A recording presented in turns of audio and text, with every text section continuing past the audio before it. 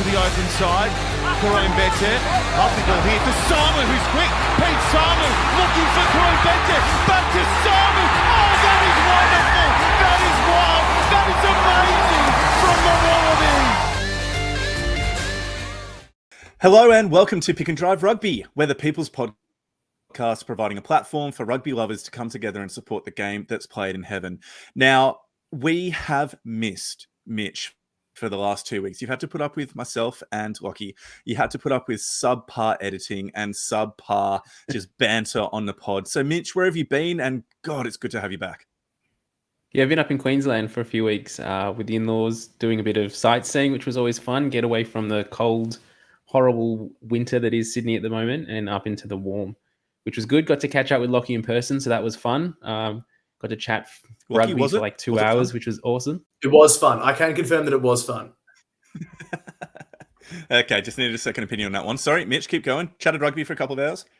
And then went over and had a check out of Ballymore and sort of saw what was going on at Reds HQ and was surprised to find there was no one around. So with some of the news that's come out of there recently with players leaving and whatnot, I was probably not that surprised to see that there was no one around. They've probably given away half the squad already. Lucky, how's the last week or two? Straight away. That was impressive. Wow. Oh, good. Lockie, isn't it good to have the second Waratahs fan back? So now things are the balance has been restored. Is it good? I quite liked having Rev on, just having the scales tip a little in my favour. But no, it's been good. I'm very pleased and excited to be back because there's so much to talk about this week. It's been massive on the news front, so keen to rip in. Brilliant. Well, we've got a lot to get through this week. So we've got the Super Rugby Pacific final, obviously. The Wallabies squad, the junior Wallabies have begun the Under-20s Championship with their first match against Fiji. And also we want to preview the Wallaroos match, which is on Thursday night this week. So there's a lot to do, but as always, we have two simple calls to action. Firstly, join our Discord channel to be a part of the best Australian rugby community going around. The link is in any of our social media profiles. And lastly, please consider going to ko-fi.com/pickanddriverugby and supporting us with a one-off or monthly payment. Without any further ado, let's get into things. The Super Rugby Pacific final. Let's go.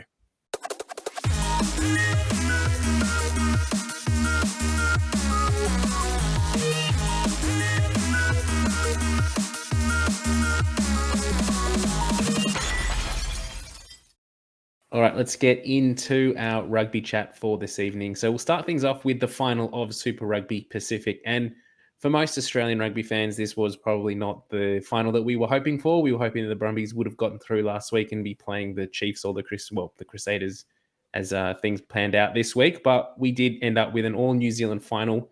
Final score was 25-20 the Crusaders, yet again extending their dominant lead in Super Rugby Pacific. Lockie, we'll start with you. What were your initial thoughts of this game?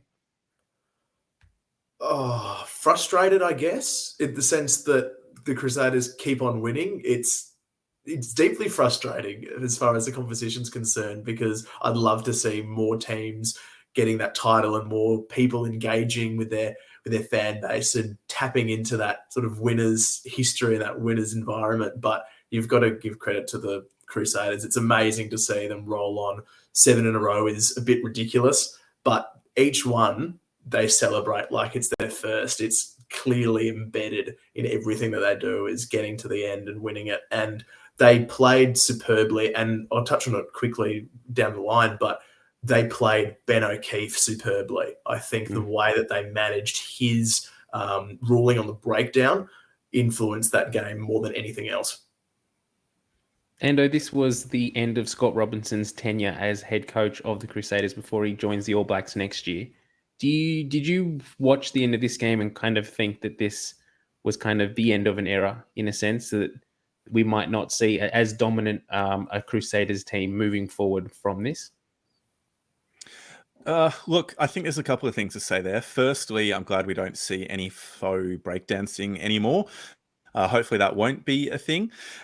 Secondly, no, I don't think it will be the end of an era because for a while, I just have a sneaking suspicion, a while now I've had this theory, that Scott Robinson isn't all he's made out to be, because what's he done other than be a coach of one of the best provincial setups in the world?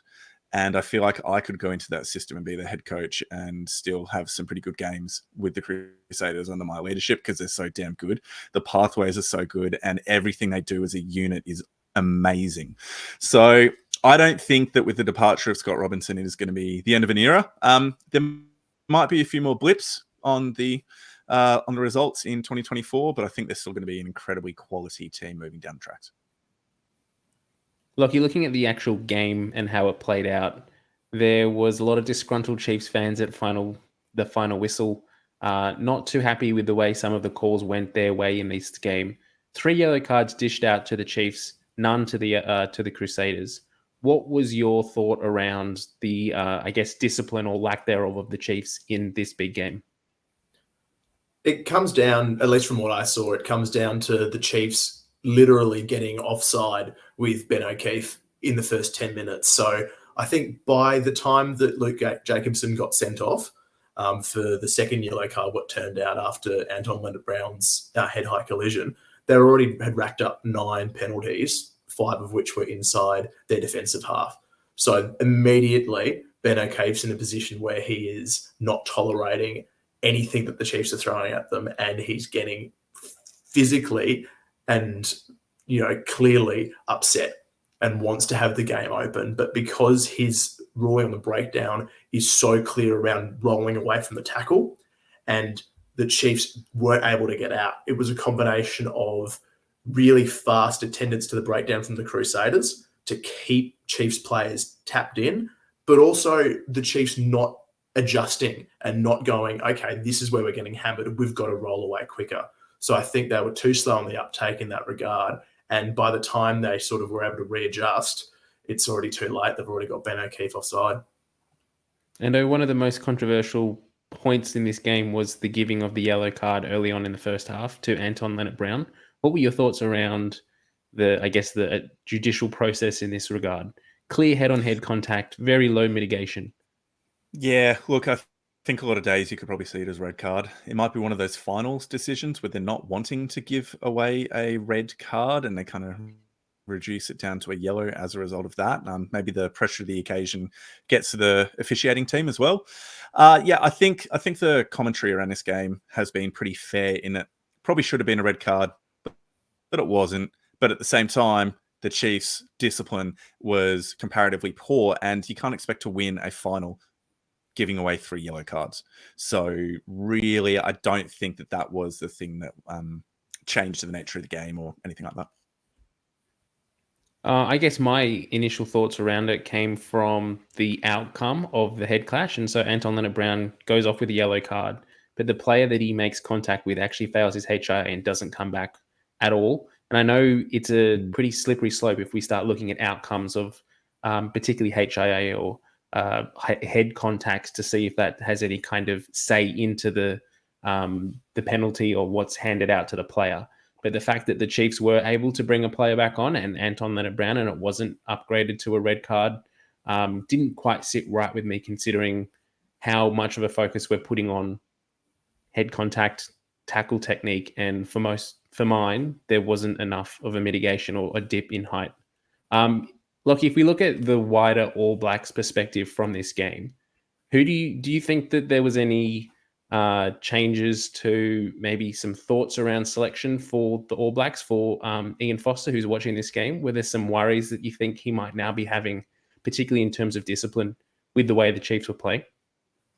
Oh, I don't think that'll be the case coming into All Blacks selection. I think you've got Sam Cane pretty clearly instilled as an All Blacks captain, and yes, he's yellow carded in a final, but his was the build-up of other penalties around him as well. So I don't think we're really going to be keeping an eye on that element. As from a performance perspective, I think that there's real noise around having Sean Stevenson in the mix. I think you'd have to consider him after another really good performance in the final.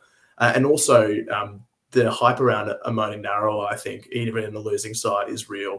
That's the first time I've had a really good look at him outside of my sort of one-eyed takes in the Reds games. And I love what he's offering on that wing. He's really efficient and effective. And then the other two that are drawn straight to mind is the influence of Sam Whitelock coming back in and how Richie Mo'unga has to be a lock at 10. I think those are a couple of clear lessons that you take out of a game like that.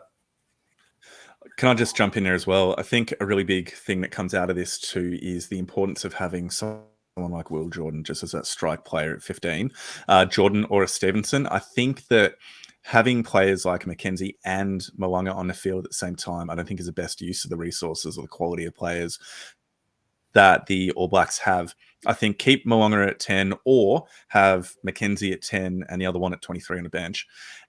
And then you have the strike players around them to make the difference, because the backline has enough skills for someone to step up as a second playmaker if needed.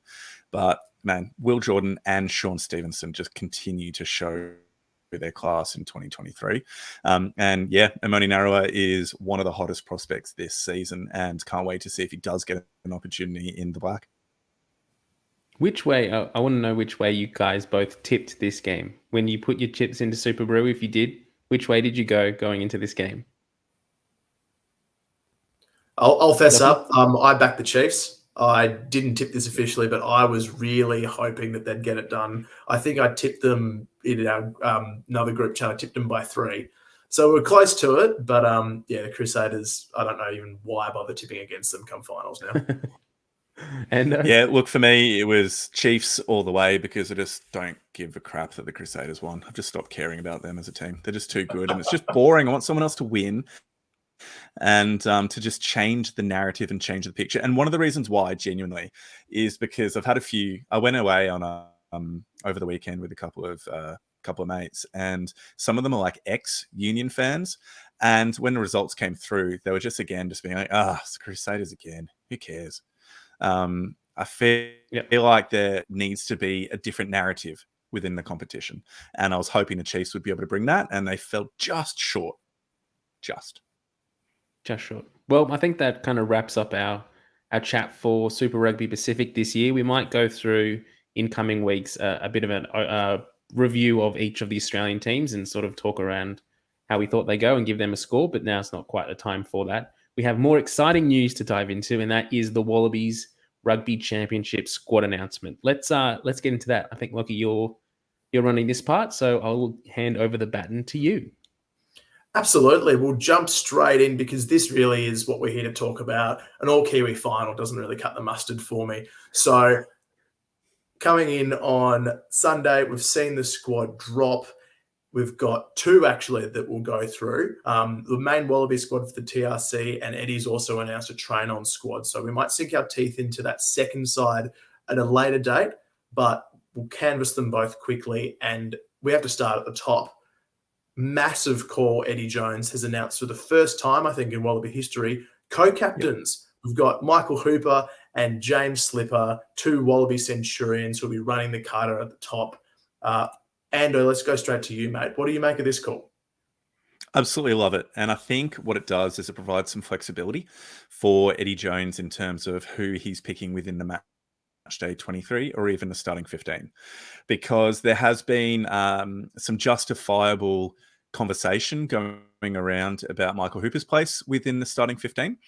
And I don't think yet, well, you know what? I'll just say it. I think McWright's had a better season than Michael Hooper. And if it was just off 2023 form, then McWright would be ahead of him. But it's not. There's so much more to picking a starting 7 in a World Cup year than just simply having one hot season. Although McWright's pretty damn good. But I think that having 2 captains means that Hooper can be rested justifiably and McWright given an opportunity within a game. And it not being seen as anything more than an opportunity to blood a new up-and-coming international player, but also give a senior player a rest. And you still have Slipper as that leadership person on the field that can take the responsibility moving forward. And I think that is something really beneficial. There's a lot of new faces in the team, a lot of new players coming in, and having 2 seasoned veterans being able to guide and lead this team incredibly well, I think is a good decision. So I was pretty keen on it. Mitch, what did you think? Do you agree with my thoughts on Hoops, or did you read this co-captaincy differently? Mitch, looking at that co-captaincy angle, and I guess it's so important during these Rugby World Cup years as well to have continuity in your leadership squad. So having a slipper and a hooper, do you think that tag team will be in effect throughout the whole World Cup with one on the bench, one in starting? And what do you think that does for a squad having that continuity? I really like what Eddie Jones has kind of said in press conferences and interviews after he named his squad. And it sort of highlights a few selection, I guess, questions or answers some of the questions that we've got around the way he's put this squad together. And that's adaptability. And that he wants a squad that's going to be able to overcome any issues or disruptions that happen in a game of footy, whether it's HIA, whether it's red cards, yellow cards, whether it's injury. So that's the reason he's primarily gone with this split captaincy, so that should James Slipper or Michael Hooper get sent off or isn't available to play for a game for whatever reason, we do have someone to back up. I also kind of think that he's looking a little bit to the future through this, and we're not necessarily just looking at Rugby World Cup 2023 with this decision.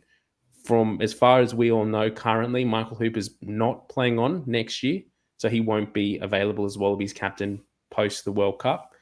James Slipper has signed on until 2025, so he will be hanging around. So I wonder if that allows Eddie Jones the flexibility to be able to play around with the leadership group and also have a look towards the future as well, that when Michael Hooper does hang the boots up, theoretically at the end of the year, James Slipper is able to take over, and we're not necessarily starting fresh again in 2024. Yeah, a bit of a passing of the torch, you could almost say, with Hoops and Slipper, two experienced Super Rugby captains being able to take up that mantle together. It's personally really exciting to see them get that opportunity, and we'll quickly jump into the squad list in full because I'm keen to get some instant reactions around maybe some people that we thought a surprise omission, or maybe some really interesting inclusions in the side. So we'll start with the forwards. We've got Alan Alatoa, Richie Arnold, Matt Fazler, Nick Frost, Matt Gibbon, Jed Holloway, Michael Hooper as co-captain, Tom Hooper, Rob Leota, Fraser McWright, Zane Nongor, David Parecki, Pete Samu, Will Skelton, James Slipper as co-captain, Taniela Tupou, Jordan Ulesi, and Rob Valentini. Mitch, throwing it back to you, mate. Give us a couple of names that stand out from that list. I guess the first ones that jump out to me of kind of shock inclusions, Jordan Ulesi, first of all. I don't know how or what he's been presenting at Wallabies camp and what we've seen so far, but not to say that he's had a bad 2023 for the Rebels, but I thought Lachie Lonergan was a little bit more consistent. So particularly around injury and game time on the field. So I kind of, if I was selecting, I'd be putting Lachie Lonergan in over Ulesi. But obviously Eddie Jones knows more than I do, and he should be because he's getting paid the big bucks. And Ulesi is the surprise inclusion from Mitch. Who would you say is a surprise pick in that forward pack? Zane Nongor. What's he doing there, mate? Can you tell me that? Zane Nongor. Well, I was surprised too. He's had a solid season, and I think that he's been a big part of the Reds' late season. I don't know if you'd call it a surge, but certainly against the Chiefs and being able to have some good results towards the end without Taniela Tupou. I think he has stood up. Whether he stood up for gold selection, I guess Eddie will justify that over the next few weeks, but it was a shock to me as well. Yeah. Look, that was the big one that really surprised me. Jordan Ulesi was pretty interesting as well, like you've already mentioned. One thing to be considering there is that whilst Lachie Lonergan has had a heap more game time this year, basically 700 minutes compared to 400 minutes for Ulesi. Actually, no. My point, I misread the page. Lachie Lonergan has also scored 5 tries to 0 for this season, and Ulesi has also received 2 yellow cards. So if we just base it purely on statistics and game time on the pitch and the amount of points scored, then I'm finding it really hard to understand that inclusion.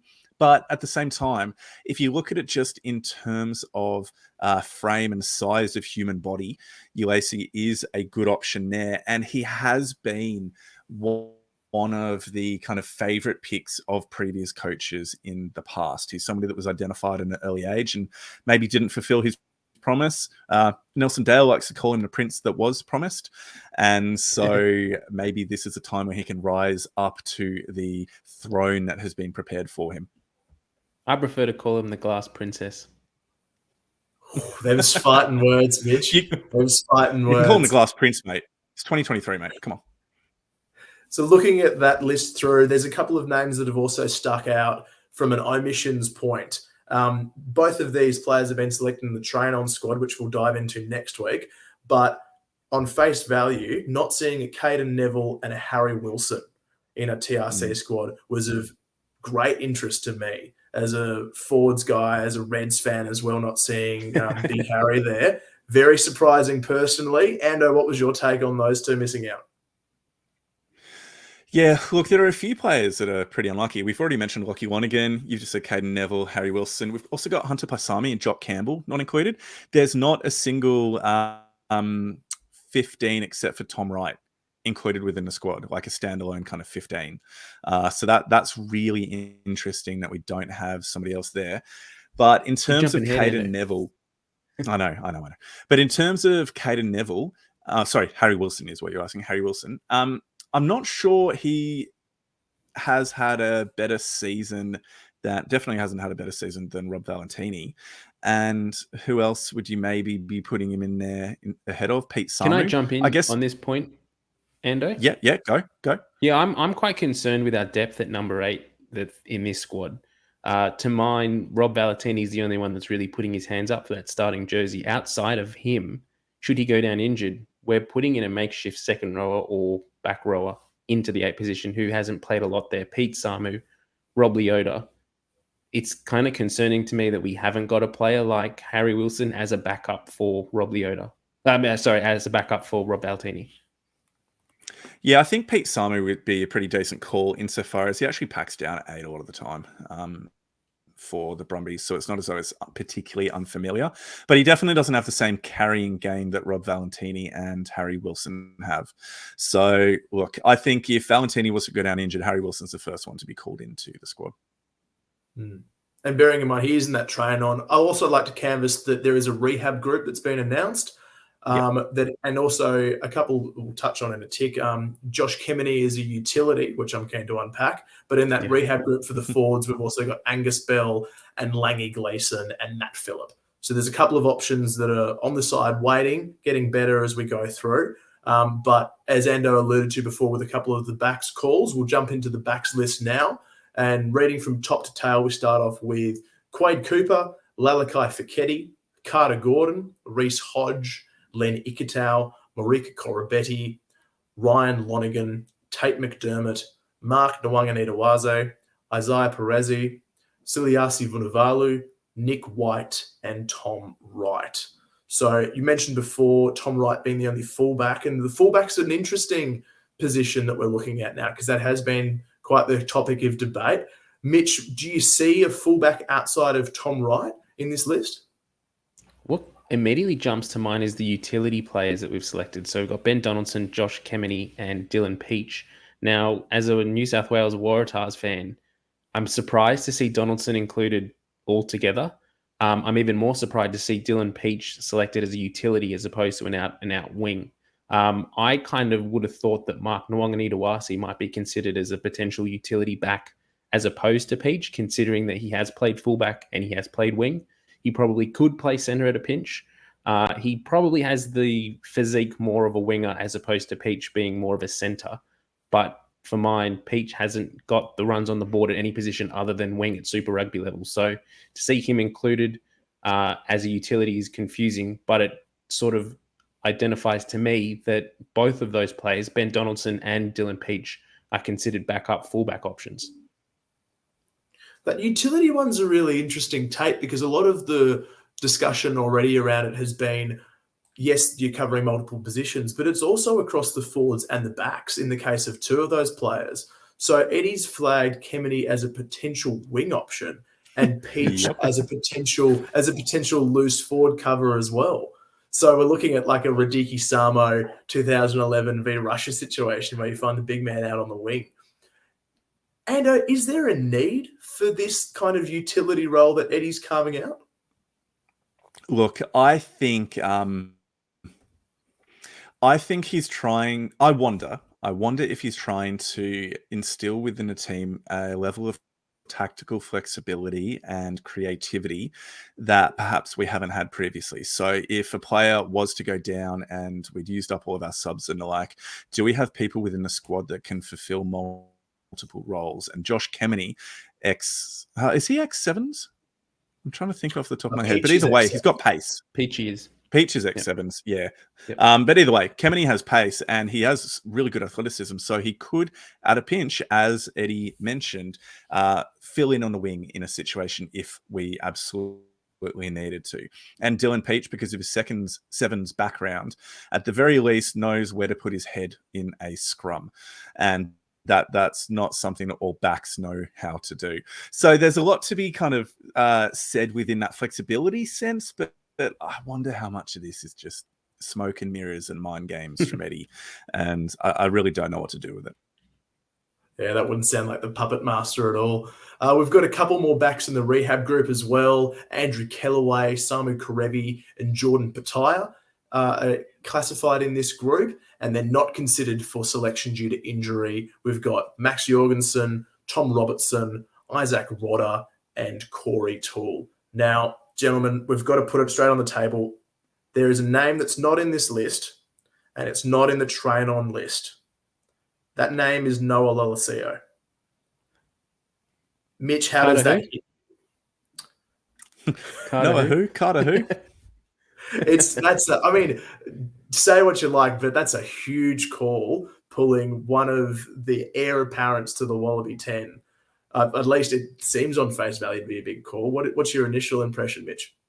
I wonder if it comes down to Eddie Jones purely not wanting to go down the path that Dave Rennie did. There was two interesting questions that were put to Eddie early on in the press conference after this squad was announced. And they were both around the captains. The first one was a journalist asked, why did you go with co-captains? We've never had that before. And he says, we want to do things differently. And then another journalist asked, well, you've picked two guys who've captained the Wallabies in the past year. That's not different. And then and Eddie's response was, well, we're not necessarily doing things differently. We're just doing them better.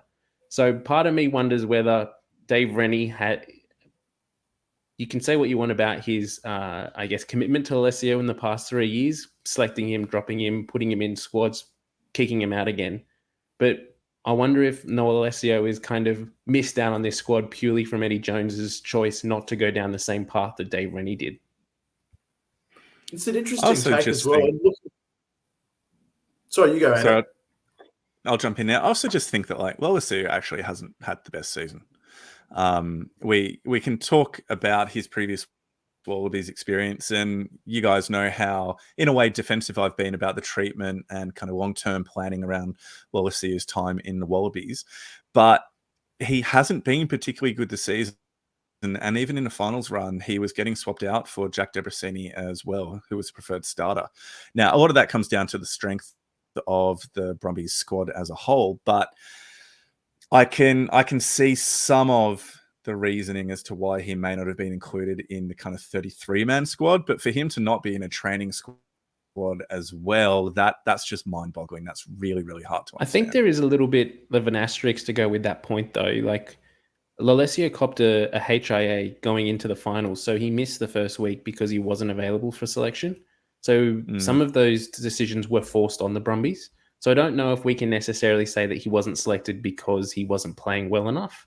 It was because he wasn't actually available for selection. So if you talk to Stephen Larkham reckons he's the best 10 in Australia at the moment. And I mean, he's going to back his guy. That's what he does as his coach and as his Super Rugby, I guess, mentor. But yeah, the fact that he's not even listed in this train-on squad / Australia A means that it's huge. It's huge. And this actually feeds on really nicely from a point that you raised earlier, Ando, albeit indirectly, which is, yes, Noah didn't make this train-on squad or the Wallaby squad, but neither did Jack Debrasini, who was copping a lot of praise and a lot of interest from parties as a bolter. So the two pivots for the Australian team that went the deepest haven't been considered at all.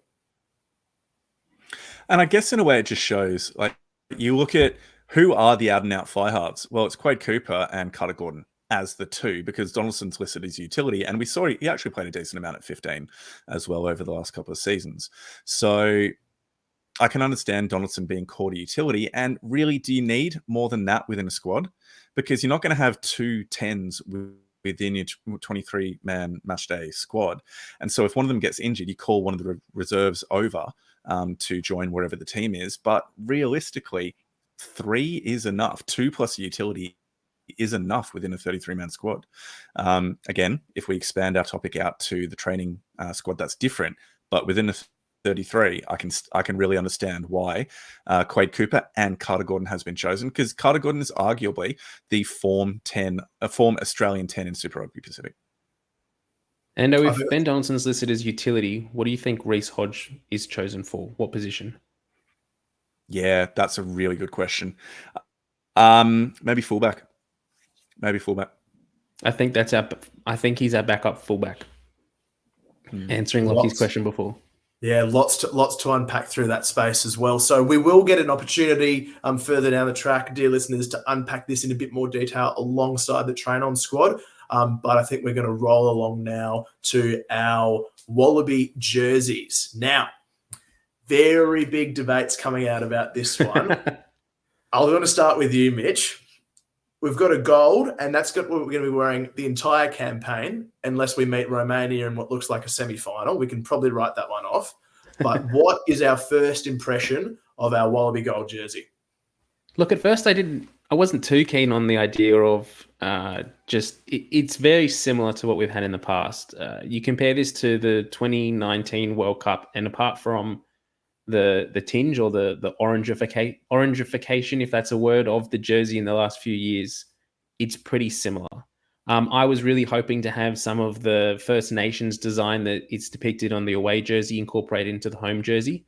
I know they have said that on the player issue jerseys, they're going to incorporate that design behind the player collar and in the player numbers. But I would have just loved to have seen it included on the jersey in some way. As it is, the away kit looks cool. I don't hate the design. Hang on. The white. I haven't got there yet. He's itching to go. Oh, we'll take that opportunity then. Ando, away kit, let loose, mate. I freaking love it. People have been crapping on it so much, and I love it. I think it's great. And out of the two of them, I'm going to buy the away kit first. I'm going to get that one first, because there's no other jersey that we've had in as long as I know that looks like it. And I really like the clean look, and I like the Indigenous strip on the sides and on the shoulders as well. I think I really, really, really enjoy it. Mitch, were you going to share similar positives, or do you have some reservations about it? Yeah, not too similar. It stumps me the fact. First of all, it stumps me the fact that we have to go white. The second, and we know that's all around World Rugby's idea of having to cater for colorblind and jersey clashes and whatnot. But the thing that irks me is that we designed this jersey, and however it looks, if you like it or you don't, that's fine. But we've come out and said that we're actually not going to wear it. There was talks that we were going to wear it in our last pool game against Portugal, I think it was. But Rugby Australia has since changed their mind and said, no, actually, we're going to wear the gold jersey all the way through. That's our clash kit. And should, as Lockie said before, I think it was Romania, should Romania make the final, which is realistically never going to happen, we're not going to have to wear it. So in that regard, I would have loved to have seen the First Nation design, as I said before, incorporated into the home one. I'm also confused as to this star pattern that's across. It is across both. It doesn't nearly come across at all in the home jersey, but in the away, this star pattern, I've read online that it's supposed to be like a boomerang design. As far as I'm aware, boomerangs don't take corners, so I'm not quite sure why it's star and pointed. And you can see the full range up on Wallaby Shop and through ASICS as well to go through some of the other options. They've got their anthem kits, a whole bunch of other things. So it's worth having a peek and seeing what's on offer. But certainly a bit of conversation around it. I want to bring this up really quickly. Where's a classic collar? Where's a classic old school collar, for old time's sake? I just thought I'd pop this one out just as a little reference point, but it screams success and noughties rugby to me. when you pop a collar on. But I'll leave it there. We'll drag it on, otherwise I'll go on a rant. We're going to quickly look at our junior Wallabies now, jumping across. They've got themselves an early win. Take us away, Ando. How good to see the boys getting the dub. Absolutely brilliant. And it was a really, really entertaining game as well. The Junior Wallabies opened their under-20s championship account against the Flying Fijians. And they came away 46-37 victors, but in no way, shape, or form was this a comfortable encounter. And the Fijians actually took the lead within the second half as well.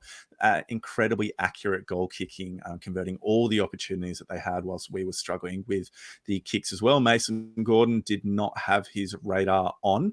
But just to give a little bit of context, we'd played 3 times previously the under-20 championships and had won every time convincingly. We'd also beaten them pretty heavily in the last time, the Oceania Rugby under-20s as well. So the history was in our favour, but Fiji didn't seem to know that. And every single time that we got a try, they seemed to storm back afterwards, force an error, and then capitalize upon that missed opportunity. And it was only did they receive it? No, they had a yellow card at one point, which gave us a numerical advantage. Yeah, we got a red card as well to our number 1, for goodness name. Marley Pierce, but big force point. Marley Pierce, he'd had a really good game actually up until that point. He'd been kind of one of my standout players up until then. But gents, who caught Lockie? Did he catch this game? What were your thoughts having watched it? I did. I watched it in full, and I didn't watch it at the time though. I was not getting up at 12:30 for it, but watched it in the morning. And one name that stood out to me, who's massive, both just physically and what he did on the field, Liafi Talataina. I'm sure I'm butchering his name, so I apologize. But big number 8, Rebels Academy prospect. He was everywhere. He was so good. So from the first kickoff, he's out annihilating blokes. And then goes through the whole game. He's got 1 or 2 try assists from memory, would have been near the top of the tackle count, and he gets the match ceiling breakdown steal for us to kick a final penalty to secure a bonus point win and make sure the Fijians don't get one. He is something special. I really, really enjoyed his running game as well. Just a good, aggressive, abrasive number 8, the kind of back row that we're always talking about in Australia. You know, we need an enforcer, we need a scary bloke. He's scary. He's scary straight off the bat. So he stood out for me. Coming in on a slightly different scale to him was David Vaihu within the backline. I think he was playing at 12, brother of Glenn Vaihu down at the Rebels. And he had a really, really strong game in the backs, particularly in a way he was able to kind of cut under or cut in and run that really hard unders line.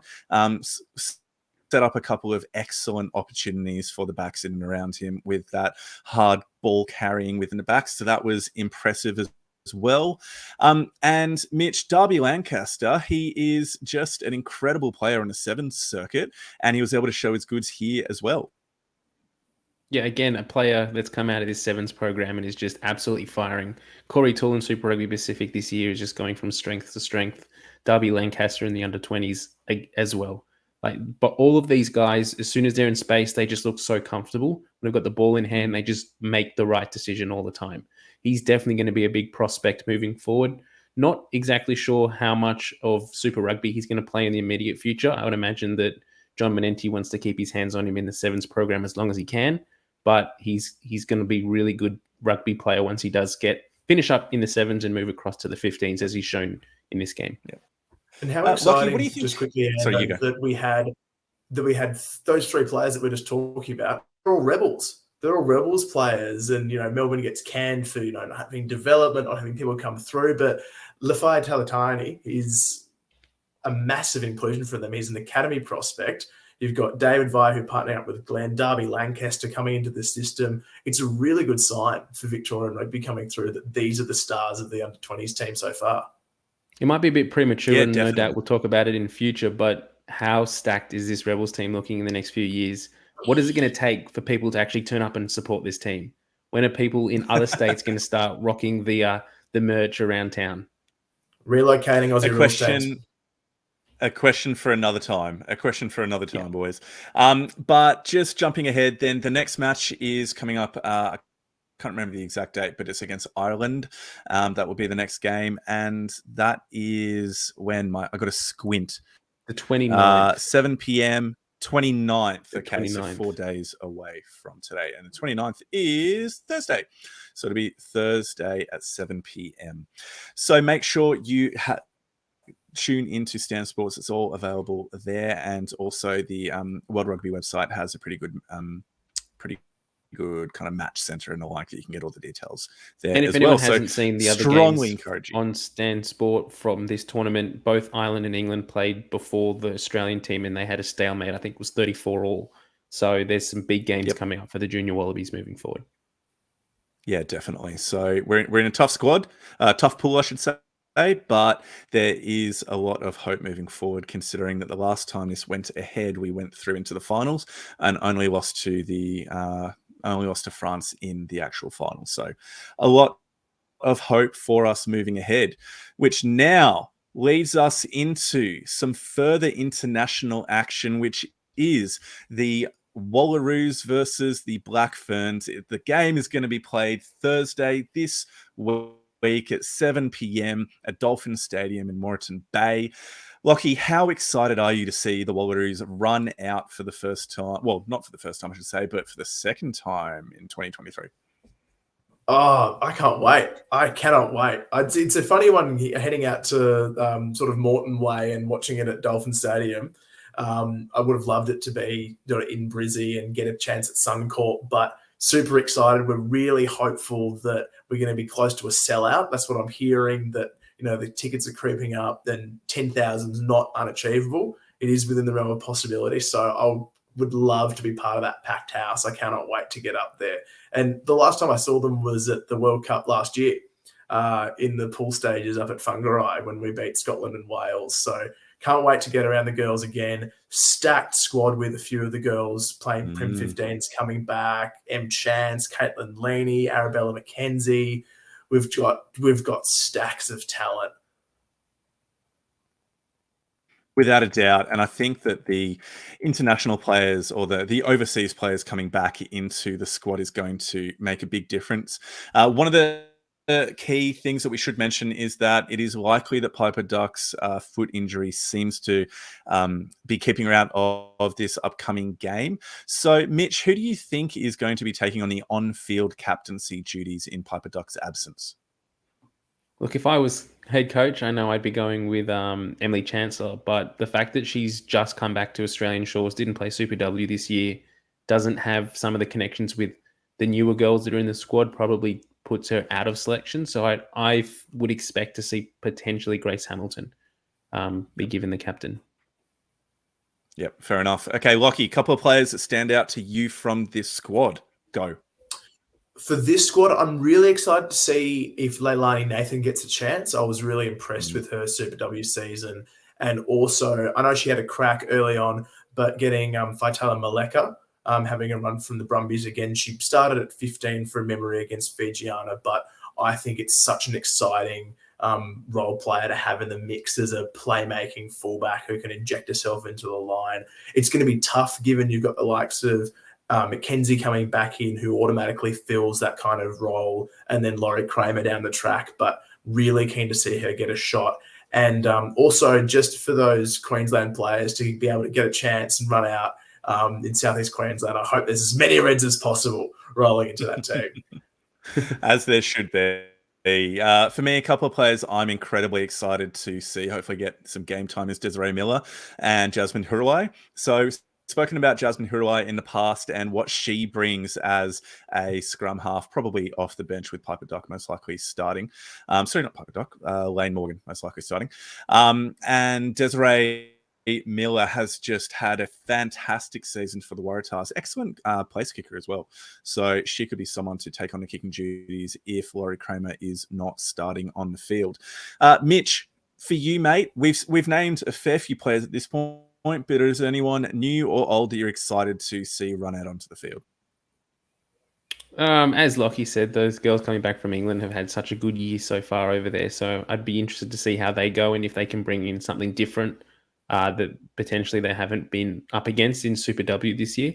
I'm really looking forward to seeing some of the big girls up front as well have a good crack. Eva Carpani is always great to watch, and Emily Robertson as well. They get along. Bridie O'Gorman. I think that's where this game's going to be won or lost if we can really hit them at set piece. So expect a big performance from the big girls up front. And where do we think Ash Masters is going to be taking to the field, Lockie? Do you reckon she'll be at fullback this week? Well, rumor has it they're actually trying to clone her at the moment down on the Gold Coast and just put her in a full 15, which wouldn't be a bad shout. But I love the idea of her letting loose as a 6 and just telling her to go around and target ribs. I know there's going to be a huge impetus on shutting her down, given that she almost single-handedly won us a game against Fiji. So I imagine that the Black Ferns girls will be putting their loosies on Ashley Masters' watch and going from there. And just quickly as well, imagine being Karis Dowlinger's ribcage when you're coming up against 23 of your former teammates in New Zealand. If you're pulling on a gold jersey against the Black Ferns, that's just going to be unreal. That'd be a very, very fun experience. I'm sure there'd be a lot of intent during the game, but love and hugs after the game as well. So on that note, why don't we finish things there? It has been a bit of a lightning pod, guys. I think this is one of our best in terms of brevity and staying to the point. So Mitch, maybe you should go away again and come back, because it seems to have done good things to our recording times. Well done. Well, Endo, it looks like you're up for a break next. How long are you going to be away from us, mate? I'm going to be away from Tuesday for 2 weeks. So I will not be available this weekend or the following weekend. I'm flying off to Washington on Tuesday. So that'll be fun. Try and get a little bit of MLR action in while you're over there, hopefully. Well, I'm going to a baseball game, and I know nothing about the sport, and I don't even know what teams I'm going to see, but I've been told by students in my class they suck. So I'll be going to a baseball game and eating a hot dog at the stadium, which is going to be very exciting. That's the main thing I want to do. Or get one of those nachos hats where you can like dip it into the rim. I want to do that. If I can buy that, I'll be happy. Cool. Very cool. Land of culture. Oh, yep. Going from Australia to America, both renowned histories and lands of culture. Correct. Yes. All right. Well, thanks for everyone for getting to this part of the podcast. We'll finish it up there. Ando's off for 2 weeks, so Lockie, looking forward to diving further into this Wallaby squad. Next week, we might look at the wider training squad that Eddie has named. Sort of try and figure out what Eddie's doing when he says he's naming a 34-man squad and ends up naming 70-something plus players. But we will also maybe have a chance at putting our first 15 together for that first test against the Springboks in a few weeks. So if you at home listening want to send in your suggestions and let us know what you think Eddie's first 15 is going to look like, do let us know. Might put something out later in the week, and then we can go through it next week. So thanks, everyone. We'll see you in 2 weeks, Ando. And we'll catch you then. Bye. Bye.